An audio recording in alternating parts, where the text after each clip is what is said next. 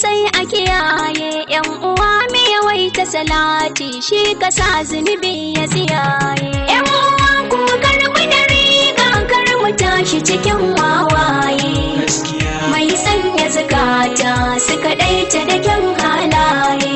Yursilu sama alaikum midraran samin jaye, sai wa yumdidukum bi amwalin wa banina akwai yayaye, wa yaj'al lakum jannatin masu kyau da adan tsuntsaye, wa yaj'al lakum anhara wanda ke da yawan kifaye. Yan uwa ku karbi da riga kar mu tashi cikin wawaye, mai sanya zakata su kadaita da kyan halaye.